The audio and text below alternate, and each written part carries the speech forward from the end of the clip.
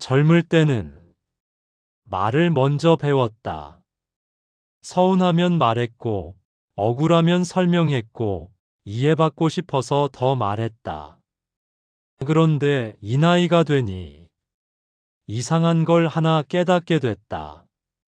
우리는 말을 잘 못해서 싸운 게 아니라 말하는 순서를 몰라서 서로를 다치게 했다는 걸. 오늘 이야기는 무슨 말을 해야 하는지가 아니라 언제 말해야 하는지에 대한 이야기다. 젊을 때의 나는 대화라는 걸 그렇게 배웠다. 마음이 불편하면 말로 풀어야 한다고, 속에 담아두면 병이 된다고. 그래서 나는 서운하면 말을 꺼냈고, 억울하면 설명하려 했고, 이해받고 싶으면 더 길게 말했다. 그게 성숙한 어른의 태도라고 믿었다. 말을 하지 않는 건 회피고, 침묵은 무책임이라고 생각했다. 아내와 연애할 때도 그랬다. 오해가 생기면 바로 이야기했고, 다툼이 생기면 밤을 새워서라도 결론을 내려고 했다. 그때는 그게 사랑인 줄 알았다. 말을 멈추지 않는 게 서로를 아끼는 방식이라고 믿었다. 결혼을 하고 나서도 그 믿음은 쉽게 바뀌지 않았다. 오히려 더 강해졌다.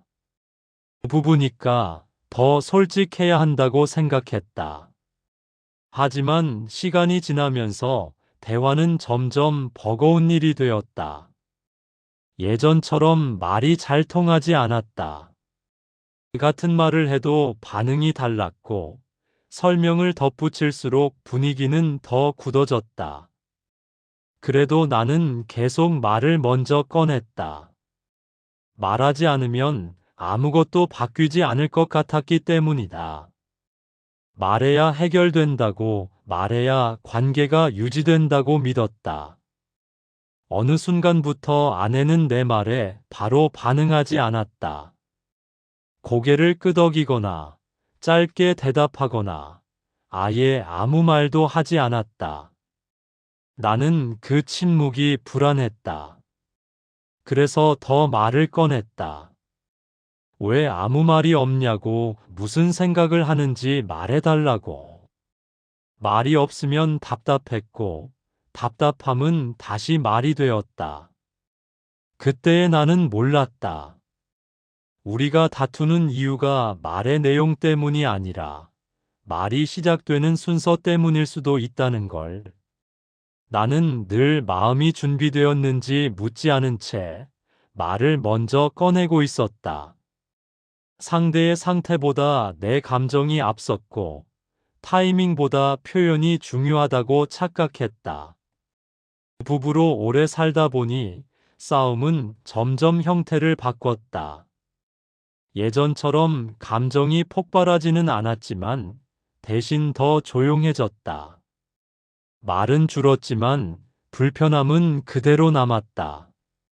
대화를 시작하면 해결보다는 피로가 먼저 찾아왔다. 그래서 우리는 점점 말을 아꼈다. 아이러니하게도 말을 줄인 건 싸움을 피하기 위해서였지, 관계를 살리기 위해서가 아니었다. 어느 날 아주 사소한 일로 다시 말이 시작됐다. 일정에 대한 이야기였다. 누구의 잘못도 아니었고, 크게 다툴 일도 아니었다. 그런데 그 대화는 이상하게 오래 이어졌고, 결국 둘 다 지쳐버렸다. 말이 끝났을 때 남은 건 해결이 아니라 공허함이었다. 그날 나는 처음으로 이런 생각을 했다. 우리가 이렇게까지 말을 해야 했을까? 집안은 조용했지만 마음은 편하지 않았다. 말을 했는데도 풀리지 않았고, 말하지 않았어도 괜찮았을 것 같은 기분이 들었다. 그때 나는 처음으로 대화의 방식이 아니라 대화의 순서를 떠올렸다. 우리는 늘 말을 먼저 꺼내왔고, 마음을 나중에 살폈다. 그 순서가 바뀐 적은 거의 없었다. 돌이켜보면 나는 늘 준비된 말만 가지고 대화를 시작했다. 하지만 준비된 마음으로 시작한 적은 많지 않았다. 상대가 지금 어떤 상태인지, 말이 들어갈 여유가 있는지 묻지 않았다. 그냥 해야 할 말이 있으니 꺼냈을 뿐이다. 그게 문제의 시작이었는지도 모른다. 이 나이에 와서야 나는 문득 그런 생각이 들었다. 혹시 우리는 대화를 너무 성급하게 시작해 온 건 아닐까? 마음이 아직 제자리에 오기도 전에 말을 먼저 꺼내온 건 아닐까? 그 질문은 나를 오래 붙잡았다. 그리고 그 질문은 앞으로의 이야기를 바꾸기 시작했다.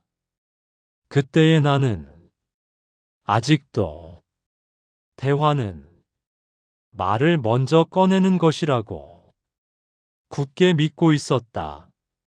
나는 늘 대화를 지금 해야 한다고 생각해왔다. 마음에 걸리는 게 생기면 바로 말해야 했고, 미루면 더 커질 거라 믿었다. 그래서 타이밍을 재지 않았다.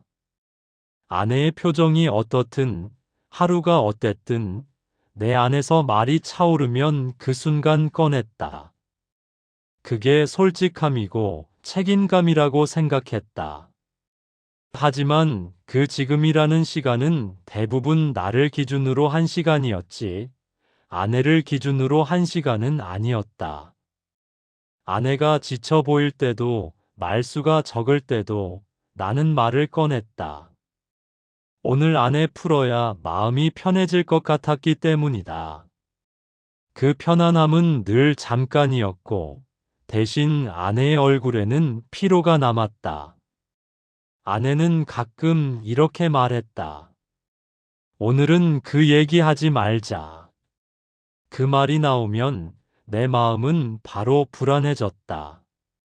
오늘 안에 말하지 않으면 영영 못할 것 같았고, 그 불안이 나를 더 말 앞으로 밀어냈다. 그래서 나는 이유를 설명했다. 왜 지금 말해야 하는지, 왜 이 얘기를 미루면 안 되는지. 그 설명은 결국 또 하나의 설득이 되었고, 설득은 다시 갈등이 되었다. 그 과정에서 나는 점점 확신하게 되었다. 우리가 자꾸 어긋나는 이유는 아내가 대화를 피해서라고. 말할 준비가 안 된 게 아니라 말하기 싫어서 피하는 거라고 생각했다. 그렇게 생각하니 더 답답해졌고, 답답함은 다시 말을 불러왔다. 이 반복은 끝이 없었다. 어느 순간부터 아내의 반응은 더 짧아졌다. 알았어. 그만하자. 그 말들은 대화를 끝내는 말이었지만 나는 그 끝을 받아들이지 못했다. 끝내는 순간 문제가 그대로 남을 것 같았기 때문이다. 그래서 나는 끝내지 못하게 붙잡았다. 말이 끝나지 않게 대화를 계속 이어가려 했다. 그러다 보면 대화는 점점 방향을 잃었다. 처음에 꺼냈던 주제는 사라지고 말투와 태도가 문제로 바뀌었다. 왜 그렇게 말해? 왜 내 말은 안 들어? 말의 목적은 해결이 아니라 방어가 되었다. 그때부터 대화는 이미 대화가 아니었다. 그럼에도 나는 멈추지 않았다. 대화는 해야 한다는 믿음이 너무 강했기 때문이다. 말을 하지 않으면 무책임한 사람이 되는 것 같았고, 침묵은 패배처럼 느껴졌다. 그래서 나는 늘 말을 준비했다. 오늘은 어떤 말로 시작할지, 어떻게 설명할지, 반박이 나오면 뭐라고 답할지까지 머릿속에서 그려두었다. 하지만 그렇게 준비한 말들은 실제 대화에서는 거의 도움이 되지 않았다. 아내의 표정이 굳어지는 순간 준비했던 말들은 모두 무거운 짐이 되었다. 그래도 나는 그 짐을 내려놓지 않았다. 내려놓으면 내가 잘못된 사람이 되는 것 같았기 때문이다. 그때 나는 아직 깨닫지 못했다. 대화의 문제는 말의 내용이 아니라 말이 시작되는 순서일지도 모른다는 것을. 우리는 늘 말부터 꺼냈고 마음을 나중에 살폈다. 상대의 하루, 상대의 피로, 상대의 여유를 묻기 전에 해야 할 말부터 던졌다. 어느 날은 아내가 한숨을 쉬며 이렇게 말했다. 당신 말이 틀린 건 아닌데 지금은 듣고 싶지 않아. 그 말은 내게 큰 혼란을 주었다. 틀리지 않았는데 왜 지금은 안 되는 걸까? 그 질문에 나는 답을 찾지 못했다. 그래서 더 말을 꺼냈고 그날도 대화는 좋지 않게 끝났다. 그날 밤 나는 혼자 앉아 그 말을 오래 곱씹었다. 틀리지 않았는데 지금은 안 된다. 그 문장은 내가 평생 믿어온 대화의 방식과 정면으로 부딪혔다. 나는 늘 옳은 말이면 언제든 통할 거라 믿어왔기 때문이다. 하지만 그 믿음은 점점 힘을 잃고 있었다.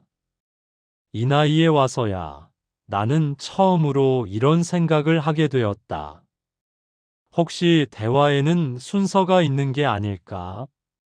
말하기 전에 먼저 살펴야 할 것이 있는 건 아닐까? 그 생각은 아직 확신이 아니었지만 분명 내 안에서 자리를 잡기 시작했다. 그때의 나는 아직도 지금 말하지 않으면 안 된다는 강박에서 완전히 벗어나지 못하고 있었다. 어느 날 대화가 끝난 뒤에 이상한 허무가 밀려왔다. 말은 충분히 했고 설명도 다 했는데 마음은 더 무거워졌다. 해결된 건 없었고 서로의 얼굴에는 피로만 남아 있었다. 그때 나는 처음으로 생각했다. 우리가 이렇게까지 말을 해야 했을까? 말하지 않아도 됐던 건 아닐까? 그날 밤 집안은 조용했다. 텔레비전도 꺼져 있었고 아내는 먼저 방으로 들어갔다. 나는 거실에 혼자 앉아 낮에 했던 말들을 하나씩 떠올렸다. 틀린 말은 없었다. 감정을 크게 드러낸 것도 아니었다. 그런데 왜 마음이 이렇게 남아있지 않을까? 그 질문은 쉽게 사라지지 않았다. 며칠 뒤 우연히 책을 펼쳤다가 한 문장을 만났다. 오래전부터 이름만 알고 있던 스님의 글이었다. 그 안에 이런 문장이 있었다. 마음이 먼저 움직이지 않으면 말은 닿지 않는다. 문장은 짧았고 설명도 없었다. 그런데 그 문장이 내 안에서 오래 머물렀다. 나는 그 문장을 여러 번 읽었다. 그 순간 머릿속에서 하나의 장면이 떠올랐다. 아내가 오늘은 말하고 싶지 않아라고 했던 순간들. 나는 그 말을 피로 받아들였고 회피로 해석했다. 하지만 혹시 그 말은 말이 들어올 자리가 없다는 신호였던 건 아닐까?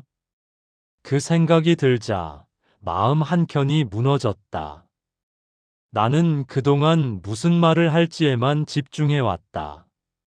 하지만 지금 말해도 되는 상태인지는 한 번도 묻지 않았다.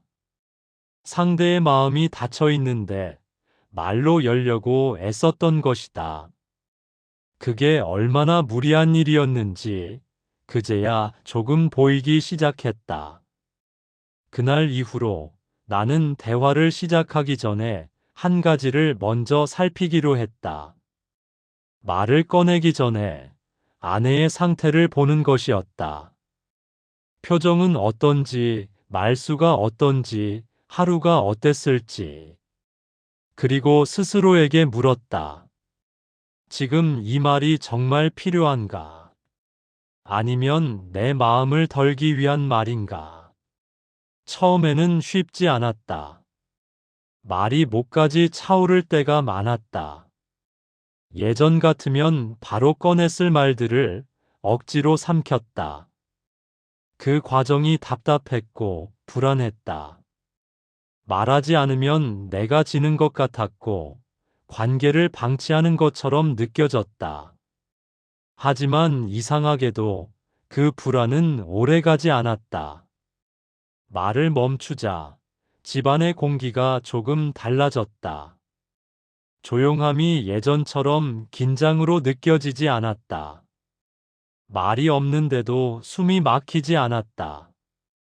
오히려 말이 없으니 서로의 움직임과 표정이 더 잘 보였다. 그동안 말에 가려져 있던 것들이 보이기 시작했다.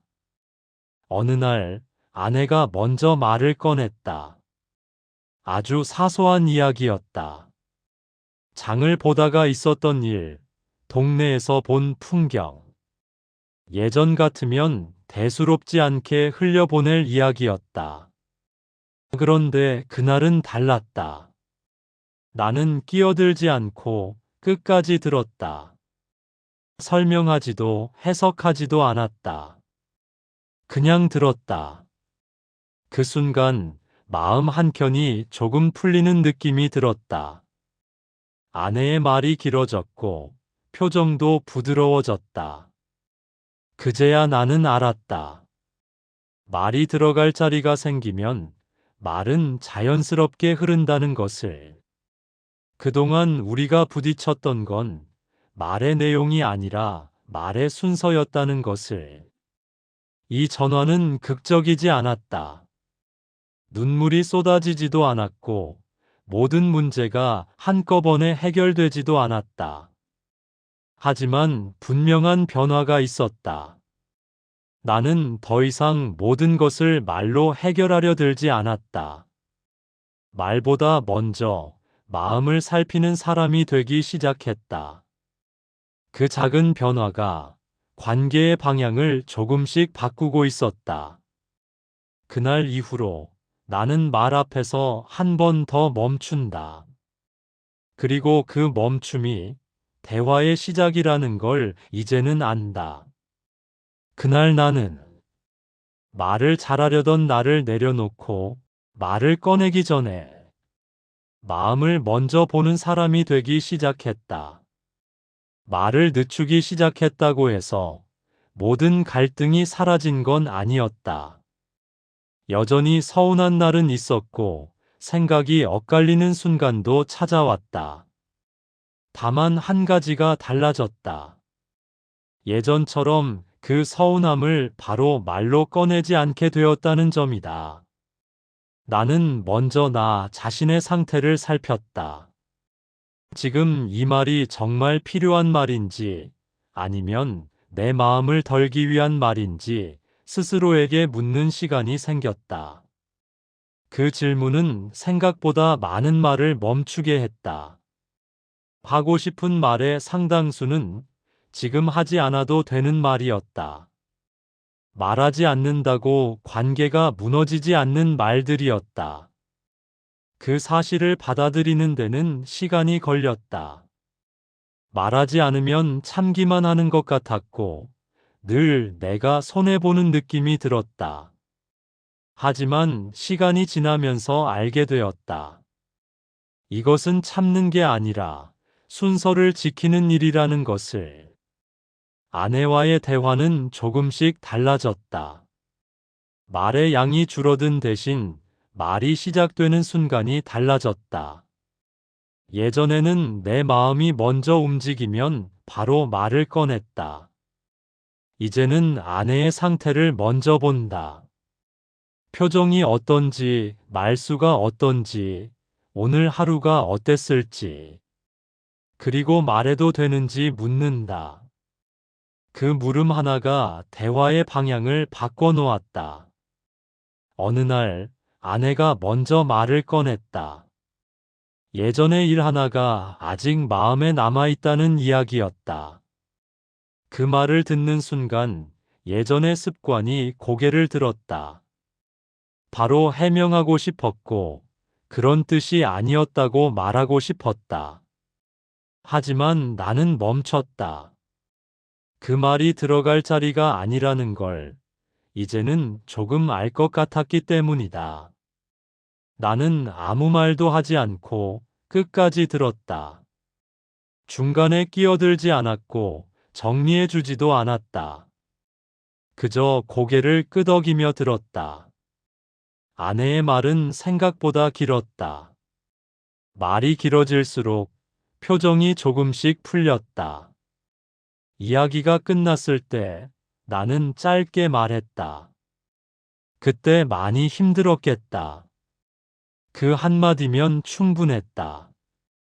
더 설명하지 않아도, 더 설득하지 않아도 괜찮았다. 그날 이후로 나는 확신하게 되었다.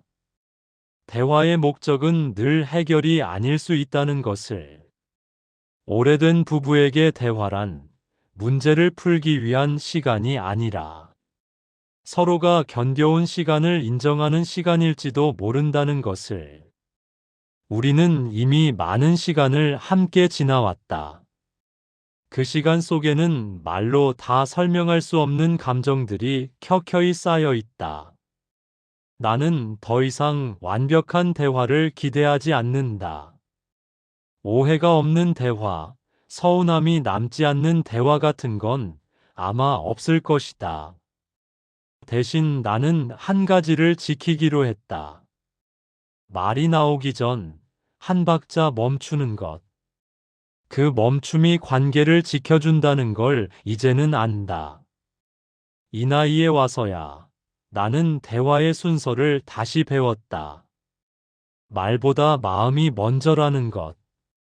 마음이 닫혀 있을 때는 아무리 옳은 말도 들어가지 않는다는 것. 그래서 나는 오늘도 말을 아낀다. 말하지 않음으로써 상대의 마음이 움직일 공간을 남겨둔다. 아내와 나는 여전히 같은 집에 살고, 같은 밥을 먹고, 같은 하루를 보낸다. 겉으로 보면 달라진 게 없어 보일지도 모른다. 하지만 안에서는 분명히 달라졌다. 말이 줄어든 자리에 여백이 생겼고, 그 여백이 우리를 조금 더 편하게 만든다. 말이 적어졌다고 멀어진 게 아니라 오히려 함께 머무를 자리가 생겼다. 이제 나는 안다. 오래된 부부가 끝까지 함께 가는 힘은 잘 말하는 능력이 아니라 언제 말해야 하고 언제 말하지 않아야 하는지를 아는 지혜라는 것을. 그 지혜는 젊을 때는 잘 보이지 않는다. 이 나이가 되어서야 비로소 보이기 시작한다. 그래서 오늘도 나는 말 대신 숨을 고른다. 설명 대신 기다린다. 설득 대신 들어준다. 그 선택들이 모여 우리가 여기까지 올 수 있었다는 걸 이제는 인정한다. 그리고 그 인정이 우리를 내일로 데려간다. 말의 순서를 바꾸자. 대화가 달라졌고, 대화가 달라지자. 관계가 남았다. 말은 순서가 있다. 마음 다음에 와야 한다. 오늘은 말을 준비하지 말고 상대의 상태를 먼저 살펴보세요. 당신은 언제부터 말을 꺼내기 전에 마음을 먼저 보게 되었나요? 길게 쓰지 않아도 괜찮습니다. 한 문장만 남겨주세요. 그 경험이 누군가에겐 큰 위로가 됩니다. 오늘 딱 한 번 이 한마디를 써보세요. 지금 말해도 괜찮을까?